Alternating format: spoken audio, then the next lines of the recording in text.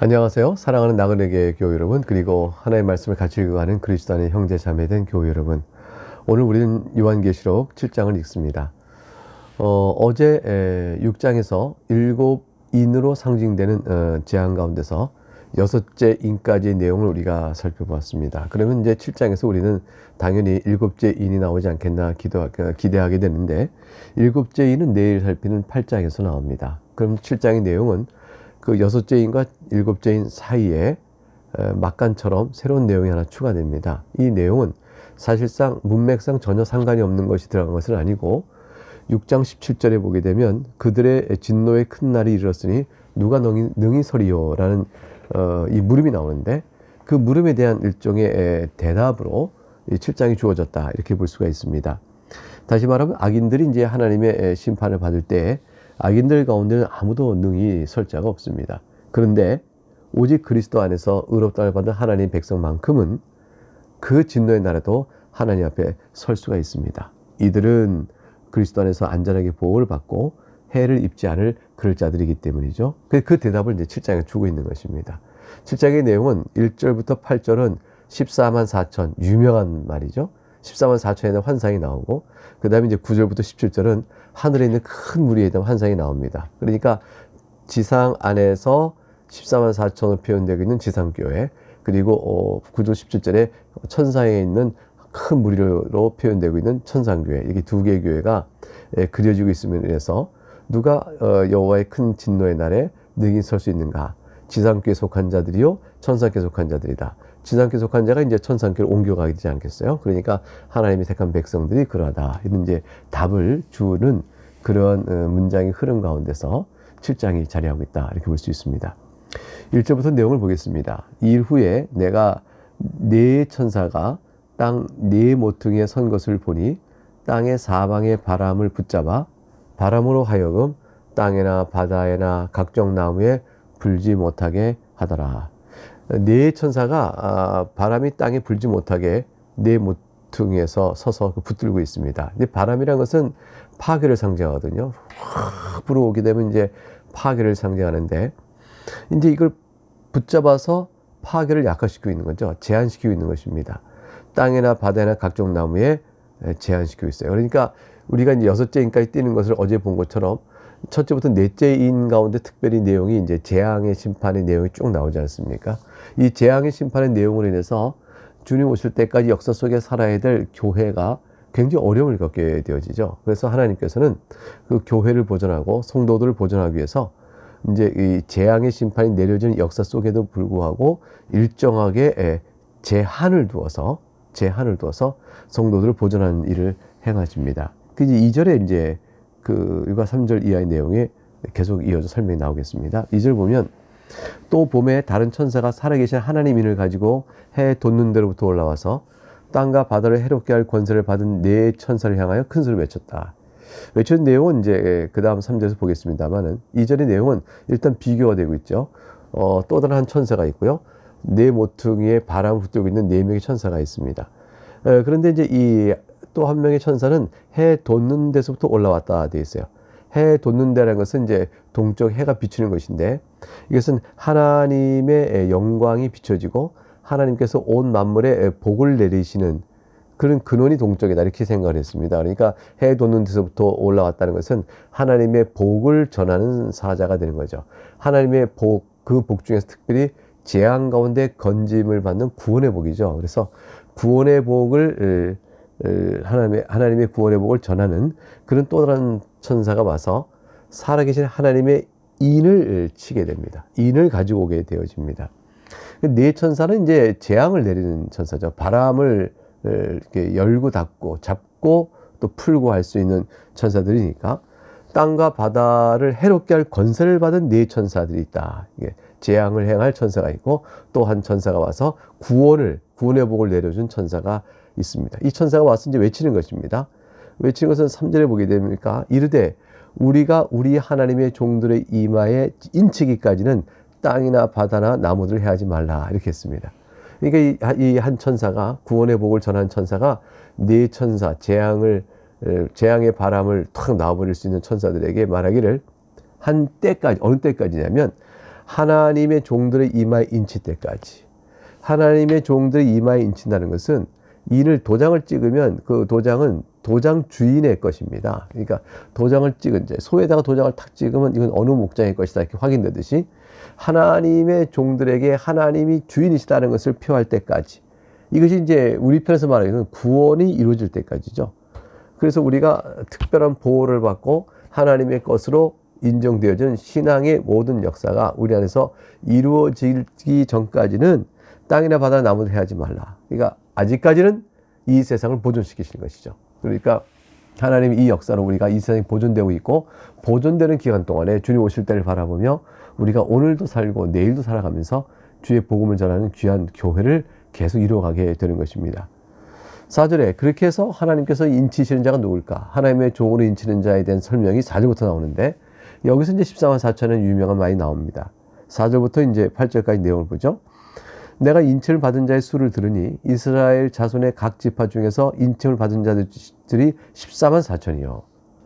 근데 유다 지파 중에서 인침을 받은 자가 1만 2천, 루벤 지파 중에 1만 2천, 갓 지파 중에 1만 2천, 아셀 지파 중에 1만 2천, 납달리 지파 중에 1만 2천, 므낫세 지파 중에 1만 2천, 시몬 지파 중에 1만 2천, 레위 지파 중에 1만 2천, 이사갈 지파 중에 1만 2천, 스불론 지파 중에 1만 2천, 요셉 지파 중에 1만 2천, 베냐민 지파 중에 인침을 받은 자가 1만 2천이라. 인치를 받은 12지파 각 지파별로 1만 2천씩 해서 전체 합치니까 14만 4천이 되어집니다. 14만 4천이라는 말은 무슨 뜻을 상징하는 것일까? 여러 견해들이 있지만 하나님 백성 전체를 가신다는 것이 가장 제가 여러분께 제시해드리는 그런 해석입니다.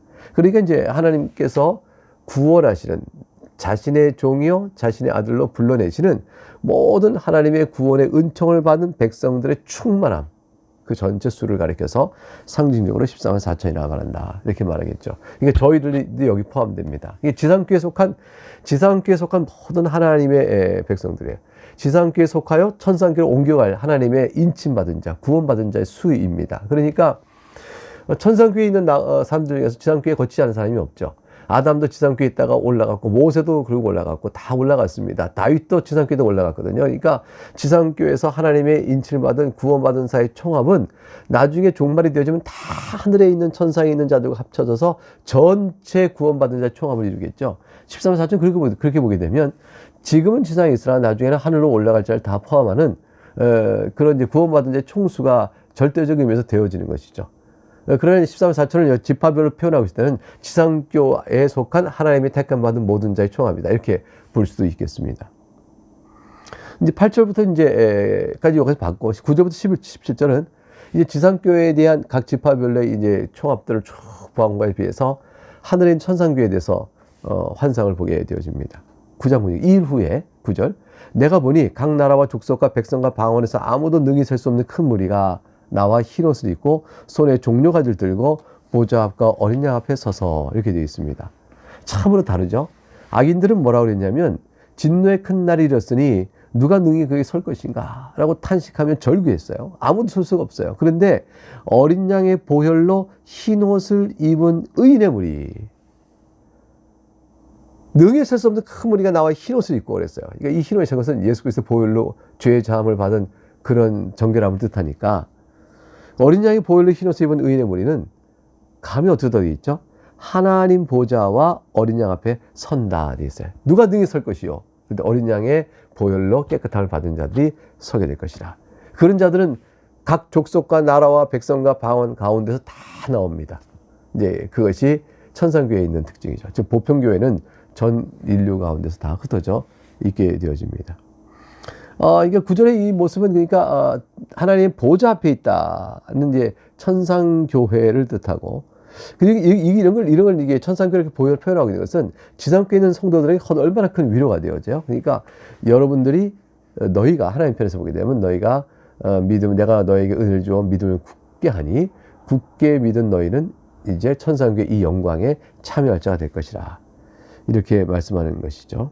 그래서 전투하는 지상교회는 싸워야 되는 교회죠. 14만 4천으로 포함되어 있는 그들이 이제는 지상교회 천상교회로 옮겨지면 승리한 천상교회 성도가 되어져서 하나님을 영광롭게 하는 그 자리에 있게 됩니다. 우리가 이제 그 자리에 또 들어가게 될 것입니다. 10절에 보니까 큰 소리로 외쳐 이르되 구원하심이 보좌에 앉으신 우리 하나님과 어린 양에게 있도다 하니, 각 나라의 족속과 백성과 방언에서 아무도 능히 셀 수 없는 큰 무리가 나와서 뭐라고 외칩니까? 구원하심이 보좌에 앉으신 우리 하나님과 어린 양께 있도다. 어린 양 예수 그리스도를 통한 하나님의 구원의 은총이 얼마나 놀라운가를 찬양하는 자리죠. 이게 천상교회의 기쁨이요 영광입니다. 우리가 죄인이었으나 그리스도의 보혈로 우리를 구원하셨다. 이 구원하심이 얼마나 아름답고 보배로우며 은혜로운 것인가를 찬양하는 것. 이것이 천상교회의 기쁨이요 영광입니다. 이 기쁨을 천상교회는 큰 소리를 외쳐 찬양한다 되어 있죠.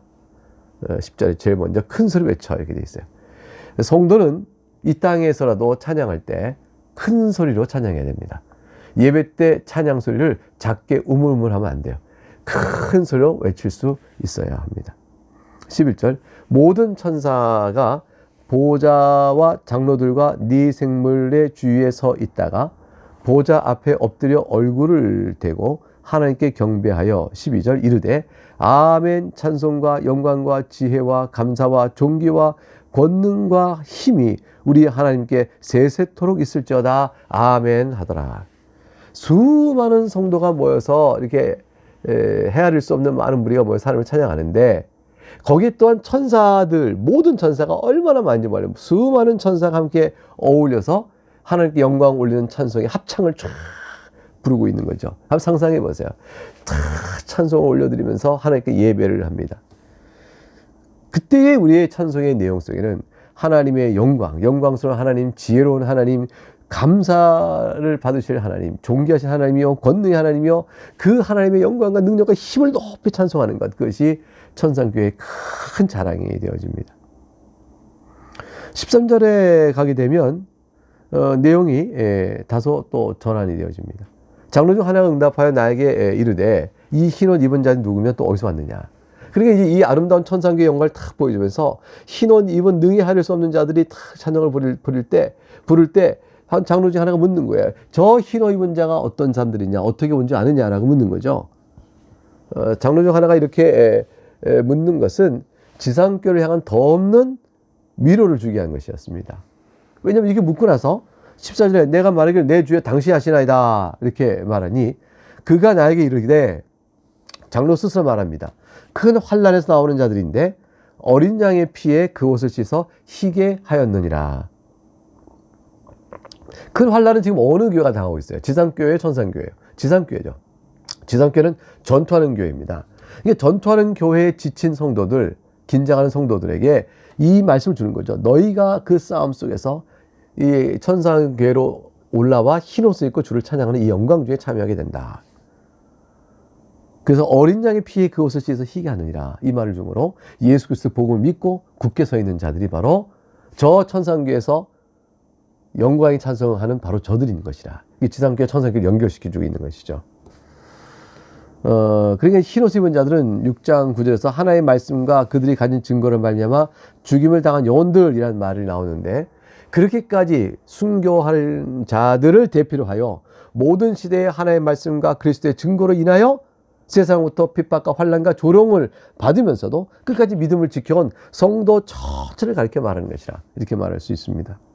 여러분은 그리스도의 삶과 그리스도의 죽음을 몸에 지니고 사는 성도 아니겠어요? 우리가 다 그런 면에서 이 지상교회에서는 싸우는, 전투하는 교회의 일원으로서 때때로는 연약하지만, 그러나 이 영광의 찬양의 자리에 내가 들어간다라는 사실을 마음에 벅차게 새기고 찬송 올릴 수 있기를 바랍니다.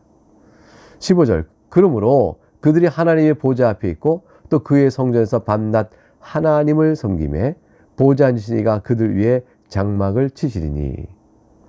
어린 양의 피에 그 옷을 씻어 희게 된 자들이 천상에서 어떤 경험을 하게 될까요? 예배와 영광 돌리는 이들이 경험하는 중요한 세 가지가 15절에 말씀되어 있죠. 첫째는 하나의 보좌 앞에 그들이 있습니다. 놀라운 일이죠. 둘째는 그의 성전에서 밤낮 하나님을 섬깁니다. 얼마나 영광스러워요. 셋째, 보좌 앉으신 이가 그들 위에 장막을 치시니 임재하여 함께 있다는 뜻이죠. 장막은 거할 곳이니까 하나님께서 그들 위에 장막을 치신다는 것은 하나님께서 그들과 함께 거하신다라는 뜻이 되어집니다. 영원토록 함께 있는 거죠. 그래서 이게 어린 양의 피에 그 옷을 씻어 희게 된 자가 누릴 이 세 가지 행복 15절에 나와 있는 것들에 대해서는 너무 벅찬 고백을 할 수밖에 없어요. 우리가 하나님 보좌 앞에서 하나님을 바라봅니다.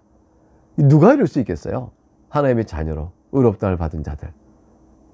하나님 구원하여 자기 백성 삼은 자만이 가능하죠. 이게 우리에게 주어진 복입니다. 또 하나님을 섬깁니다. 그것도 밤낮으로 섬깁니다. 우리만의 변화가 없고 변심이 없고 시험이 없고 흔들림이 없습니다. 기쁨으로 하나님을 섬기고 보좌하시니가 그들 위에 장막을 치시리라 했으니 하나님 우리와 함께 늘 거하여 성령께서 우리를 중생시켜 우리 안에 거하실 때 성령께 떠나지 않고 계속 계신다는 것을 의미하죠. 이렇게 된 자가 어떤 행복을 누릴까? 16, 17절이 바로 그것을 말하는 겁니다. 그래서 오늘 7장은 여기서 이렇게 마치게 되는데요. 16절 그들이 다시는 줄이지도 아니하며 목마르지도 아니하고 해나 아무 뜨거운 기운에 상하지도 아니하리니 주림, 목마름, 삶과 같은 것이 없습니다. 줄이지도 않고 목마르고 상하지도 않아요. 중동 지역에 사는 사람들에게 구체적으로 이런 상황은 얼마나 복된 상태인지 모르죠. 그 당시에 사람이 줄여서 고통스럽고 목말라서 고통스럽고 또 상하여 고통스러운 일들이 중동 지역 사람들이 당하는데 이들의 대표적으로 이렇게 세 가지 줄임, 목마름, 상함을 말했지만 다른 지역, 다른 시대에 사는 사람들에게는 다른 것이 고통이 될 수가 있는 것이죠. 이 말씀은 결국 뭐냐면 이 땅 사람들 인생 중에 겪어야 될 모든 육적 고통이 다시는 없고 이란 뜻이에요. 그런 고통을 주는 질서가 사라질 것이다 라고 말씀하고 있는 것이죠. 그러니 우리가 주를 찬양하지 않을 수가 없다 이렇게 되는 거예요. 17절에 보게 되면 이는 왜 이런 그 고통이 사라지게 될까요?